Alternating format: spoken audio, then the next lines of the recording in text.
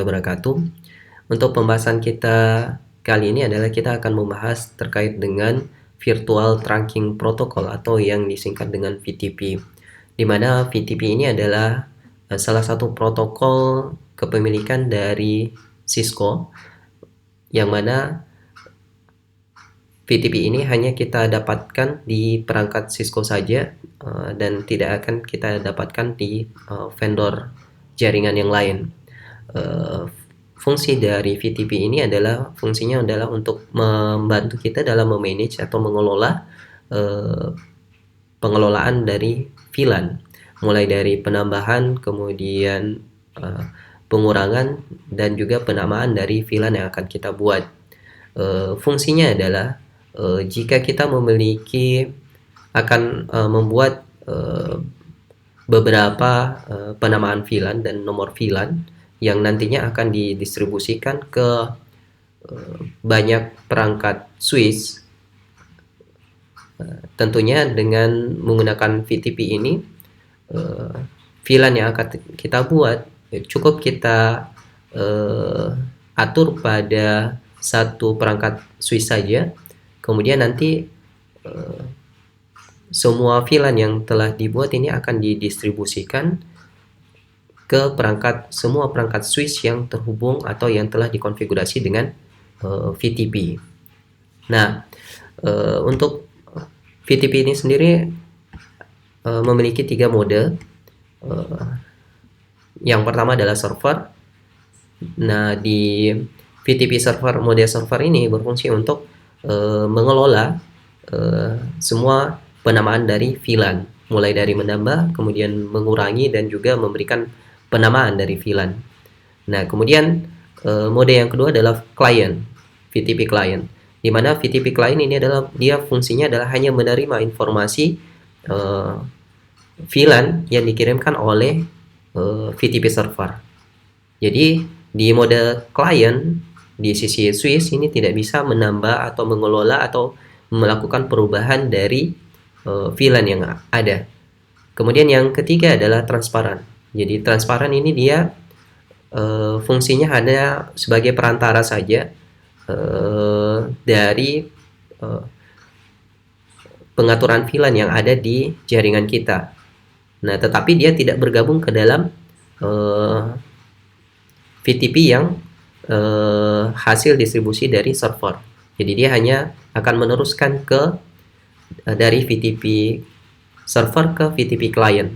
Sementara switch yang disetting dengan transparan ini dia tidak akan menerima informasi VTP yang dikirimkan oleh server. Dia hanya meneruskan nantinya ke client. Akan tetapi di VTP transparan ini dia bisa mengelola VLAN-nya sendiri dalam hal ini, gitu. Jadi kalau kita lihat hubungan dari 3 mode ini adalah server, kemudian client, kemudian ada transparan. Jadi kalau distribusinya dari server, kemudian transparan, kemudian ke sisi client.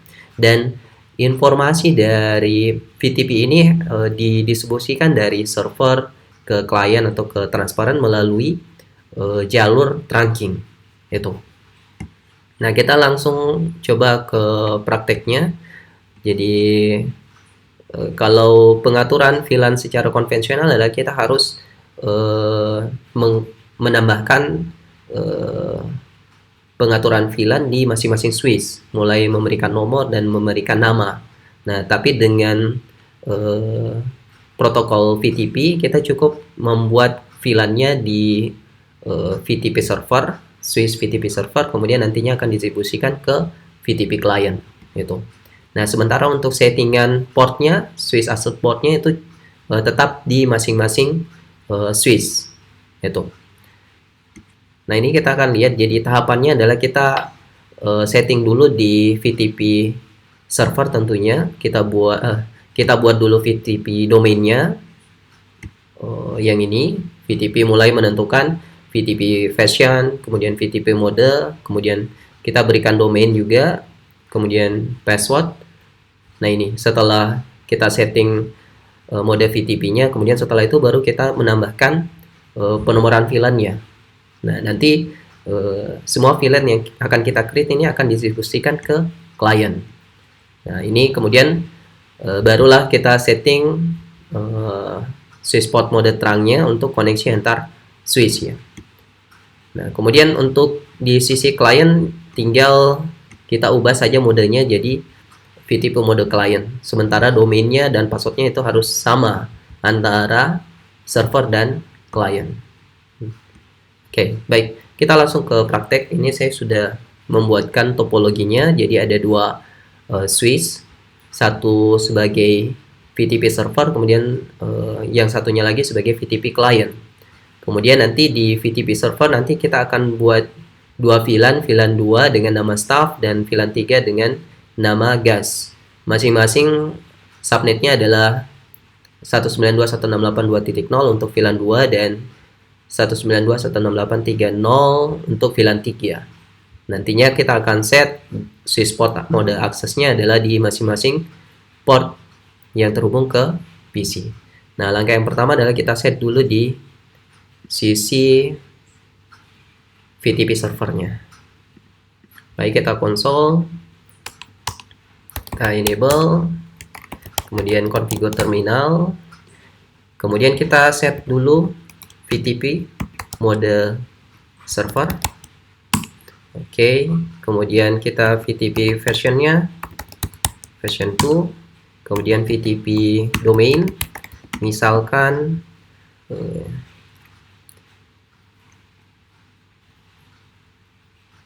my network misalkan, kemudian VTP passwordnya ini untuk pengamanan misalkan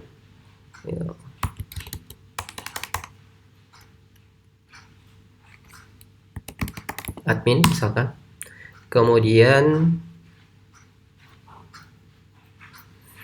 kita buat VLAN-nya. Mulai tadi kita VLAN 2, kemudian name staff, kemudian kita exit, kemudian VLAN 3, name-nya gas. Baik, kemudian kita exit, kemudian kita berikan akses trunking ke koneksi antara switch server dengan client. Jadi kita masuk ke interface giga 01 switch port mode trunk. Oke. Nah, kemudian yang lain kita atur juga untuk yang akses ya. Interface bus Ethernet 0/1 ini switch port,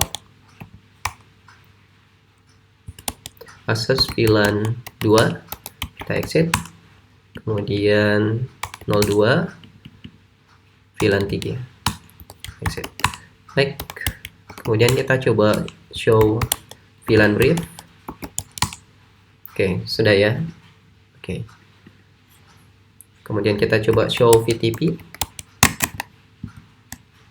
Oke, status. Nah, ini VTP versionnya, kemudian number of existing VLAN-nya sudah 7 ya. Ini karena ada defaultnya. Ini kemudian domainnya, kemudian itu yang sudah terset ya. Oke, baik, kita beralih ke switch yang kedua sebagai client. Nah, kita enable, kemudian kita buat dulu VTP-nya, VTP domain client.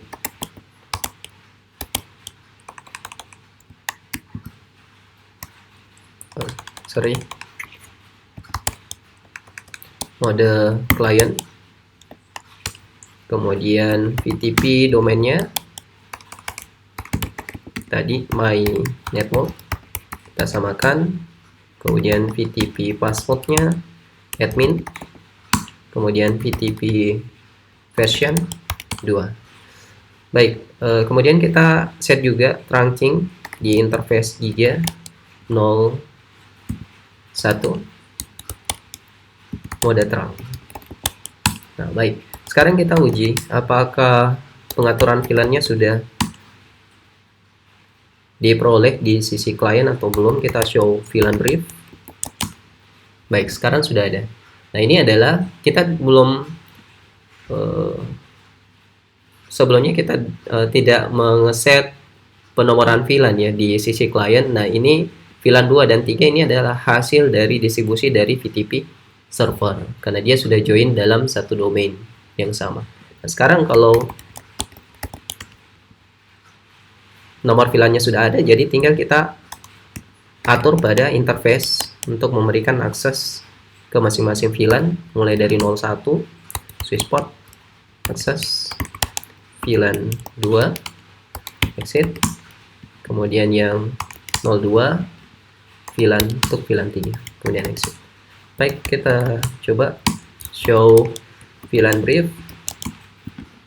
Sudah ada FA01 dan 02, kemudian kita juga show VTP status. Nah, ini sudah version, kemudian modenya adalah client, kemudian number of existing VLAN juga 7. Ini sama dengan yang di sisi server. Oke. Nah, sekarang kita tinggal set IP dari masing-masing PC. Ini misalkan dia subnetnya adalah 2. Ini misalkan 2.2 misalkan. Oke, kemudian yang satunya lagi ini 3.2. Kemudian yang sebelah 2.3 karena masuk pada VLAN 2 dan ini yang VLAN 3.